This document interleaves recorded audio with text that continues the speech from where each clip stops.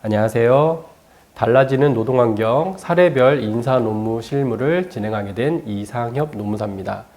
오늘은 최근에 개정된 법령들을 먼저 살펴보고 인사논문 실무에서 꼭 유의해야 할 점, 포인트별로 알아보는 시간을 가지도록 하겠습니다. 여러분들 받아보신 그 강의 교재 한번 살펴보도록 하겠습니다. 첫 번째 목차를 한번 보도록 하겠는데요. 여러분들 목차를 보시면 제1장 근로계약의 체결, 인사논문 실무에서 가장 첫 번째 이루어지는 법률 행위죠. 그래서 1장 근로계약 체결을 보고 다음 페이지 보시면 2장 근로시간과 임금, 근로계약을 체결하면 근무를 하고 그거에 따른 대가인 임금을 받게 됩니다. 그리고 3장 휴일과 휴가, 열심히 근무를 했으면 휴일과 휴가를 보내야겠죠. 그리고 제4장 취업규칙과 근로관계의 종류. 그래서 취업규칙은 복무에 관한 규정을 담고 있죠. 이러한 취업규칙을 제정하고 개정할 때 유의할 점을 알아보고 근로관계 종료 시에 유의할 점까지 모두 알아보도록 하겠습니다. 자, 첫 번째 제1장 근로계약의 체결에서 주요 개정 노동관계 법령 안내 및 정부 정책의 이해에 대해서 알아보도록 하겠습니다. 자, 교재 9페이지를 보시면요.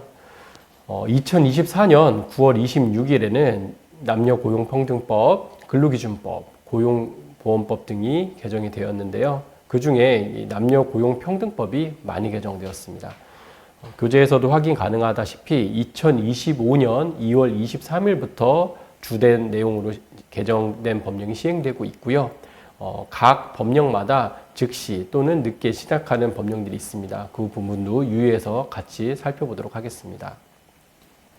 자, 첫 번째, 난임 치료 휴가에 대한 급여 지급 근거 마련. 여기서 이제 급여 지급은 정부에서 급여를 지원할 수 있는 근거를 마련했다는 의미고요. 두 번째, 배우자 출산 휴가를 현행 10일에서 20일로 대폭 늘렸습니다. 그리고 세 번째, 이 배우자 출산의 사용 기한도요. 기존에는 출산일로부터 90일이었는데 120일로 변경이 되고 분할 횟수도 1회에서 3회까지로 변경되었습니다. 그리고 이러한 배우자 출산 휴가는 기존 청구에서 고지하는 걸로 바뀌었습니다. 이게 무슨 차이인가 이제 의아하실 수도 있는데요. 예전에는 청구를 하면 사용자가 승인하는 그런 체계였는데요. 이제는 근로자가 언제 사용하겠다고 고지를 하고 사용하는 형태로 바뀌었습니다. 조금 전까지 설명드린 이 내용은요. 교재를 보시면 이 법 시행 당시 종전의 규정에 따른 배우자 출산 휴가를 사용하였으나 청구 기한이 남아있는 근로자 또는 사용 중인 근로자에게도 적용을 하는 것으로 바꿨습니다. 그리고 난임치료 휴가 일수를요. 기존 3일에서 6일로 대폭 늘렸습니다. 그리고 그 중에 2일을 유급으로 하게 개정되었습니다. 이러한 난임치료 휴가에 대한 비밀유지 의무가 있는데요. 이 비밀유지 의무는 법 시행돼서 효력을 발생했던 2024년 10월 22일부터 즉시 시행하는 것으로 개정이 되었습니다. 그리고 이 난임치료에 대한 규정이요. 이거는 그 교재를 보시면 이 법 시행 당시 종전의 규정에 따른 난임치료 휴가를 사용하였거나 사용 중인 사람에게도 적용을 합니다. 다만 개정 규정 중에 유급에 관한 규정 있죠. 위에 6일에서 6일로 변경하면서 2일을 유급으로 하기로 한 부분, 이 부분은 이 법 시행일 이전 종전 규정에 따른 난임치료 휴가를 2일 이상 사용한 경우에는 적용하지 않는 것으로 부칙에서 그렇게 규정을 하고 있습니다. 다음으로 육아휴직을 1년 6개월 사용할 수 있는 경우도 규정했습니다.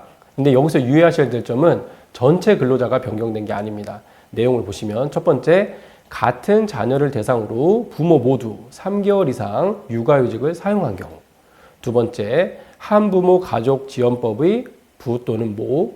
세 번째, 고용노동부령으로 정하는 장애아동의 부 또는 모에게만 적용하는 것으로 바뀌었습니다. 그리고 이 규정은요, 이 법 시행 당시 종전 규정에 따른 육아휴직을 사용하였거나 사용 중인 근로자에게도 적용이 됩니다. 정리하면은 1년 6개월까지 연장은 됐으나 전체 근로자는 아니고 법에서 정한 예외 사유에 해당할 경우 그때 1년 6개월까지 사용할 수 있도록 바뀌었고요. 8번 바로 그 다음 보시면 육아기 근로시간 단축, 위에 육아휴직과 다릅니다. 육아기 근로시간 단축의 연령을요, 기존 8세 이하 초등학교 2학년 이하의 자녀에서 만 12세 이상 또는 6학년 이하의 자녀로 변경을 했습니다. 많이 늘어났죠? 그런데 이거는 유의하셔야 될 점이 육아휴직이 아니라 육아기 근로시간 단축에 한정해서 적용됩니다. 즉, 육아휴직은 기존대로 만 8세 이하 또는 초등학교 2학년 이하의 자녀의 경우에 한해서 사용할 수 있습니다. 그리고 여기서 실무에서 한 가지 또 알아주셔야 될 점은 이러한 육아휴직을 들어갈 때 그 사용기한이 만료되는 것과 법에서 정한 저 일자가 종료되는, 맞추는 게 아니라 시작한 날이 만 8세 이하에 시작을 했거나 초등학교 2학년 이하 때 시작을 했으면 그때부터 정해진 기간을 다 쓸 수 있습니다. 즉, 육아휴직 사용 중에 자녀가 만 8세 이상이 되거나 초등학교 2학년 이상이 되더라도 사용할 수 있는 것입니다.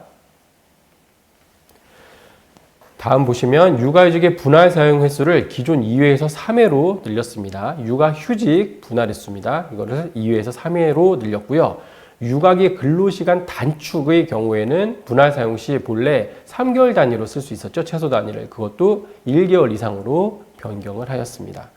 이 조항들도요, 이 법 시행 당시 종전 규정에 따른 육아휴직을 사용하였거나 사용 중인 근로자에게도 적용을 합니다.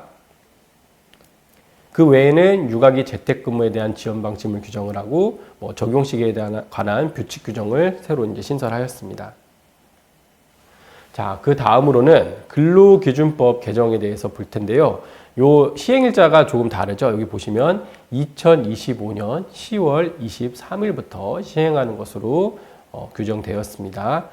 그래서 아직은 이제 이 10월 23일 이전에 이 강의를 보고 계시니까 이거는 아직 시행은 되고 있는 건 아니고요. 저 시행일자 이후부터 시행된다고 염두하고 밑에 내용 같이 보도록 하겠습니다. 첫 번째, 미지급 임금에 대한 지연이자. 임금을 미지급하게 되면 지연이자가 발생을 하는데요. 좀 생소하실 수 있습니다. 그런데 이게 기존에는 퇴직자의 금품청산, 퇴직일로부터 14일 이내에 금품청산을 하게 되어 있죠. 그 기간을 도과하면은 그때부터 지연이자가 발생을 했는데요. 이제 개정된 법률에 따르면 재직 중인 근로자에게 지급하는 임금까지로 확대가 됩니다. 그리고 이 규정은 법 시행, 그러니까 2025년 10월 23일 이후 개정 규정에 따른 지연이자 지급 사유가 발생하는 경우부터, 즉 10월 23일 이후에 임금을 지연 지급하게 되면 그때부터 지연이자 규정이 적용되는 겁니다. 그리고 그 외에는 체불사업주 명단 공개, 그리고 체불임금에 대한 손해배상 청구 규정이 신설이 되었습니다. 그 다음은 좀 중요합니다. 내용을 보시면 육아기 근로시간 단축과 임신기 근로시간 단축의 단축된 근로시간을 연차 유급휴가 계산에 있어서 출근한 것으로 간주합니다. 여기서 여러분들이 혼동하면 안 되는 게 육아기 근로시간 단축, 임신기 근로시간 단축은 차이가 있습니다. 육아기 근로시간 단축은 뭐죠? 아이가 이미 자녀가 있는 상태에서 육아 시간을 위해서 근로시간을 단축하는 걸 말하고요. 임신기 근로 단축은 뭐죠? 임신하고 있는 상태에서 소정 근로시간을 줄이는 그 제도죠. 두 개의 제도가 각각 다른데요. 기존에 이 규정이 법령을 개정하는 과정에서 그 연차 휴가 산정함에 있어서 그 출근한 것으로 간주하는 규정에서 빠져 있었어요. 그러다 보니 다음 연도 연차휴가를 계산을 할 때 이 육아기 근로시간 단축과 임신기 근로시간 단축에서 단축된 시간만큼 다음 연도에 연차휴가가 비례 감액해서 부여가 됐었는데요. 이제 법이 개정이 되면서 이 기간들이 모두 출근한 것으로 간주하게 됩니다. 계산하기는 더 편해졌죠. 내용을 마저 보시면 이 60조 6항의 개정 규정은요, 공포한 날이면 2024년 10월 22일입니다. 이거 2024년이에요. 이후 육아기 근로시간 단축 또는 임신기 근로시간 단축을 시작하는 것부터 적용한다. 바로 앞에서 2025년 2월 23일부터 법이 시행된다고 했는데 이 규정의 경우에는요, 2024년 그때부터 육아기 근로시간 단축 또는 임신기 근로시간 단축을 시작하는 경우부터 적용합니다. 그래서 이 두 가지 제도를 사용한 경우에는요, 그냥 모두 정상 출근한 것으로 간주해서 연차휴가를 부여하면 된다. 이렇게 이해하시면 될 것 같습니다. 그리고 그 다음 미수가 출산한 경우에는요, 출산 전후 휴가를요, 100일로 연장했습니다. 이 규정은요, 2025년 2월 23일 이후 출산하는 근로자부터 적용됩니다. 이 시행일자가 조금씩 다르죠. 그래서 헷갈릴 수 있어서 제가 요 교재에다가 시행일자를 부기를 해놨으니까 같이 살펴보시면 이해에 도움이 될 것 같습니다.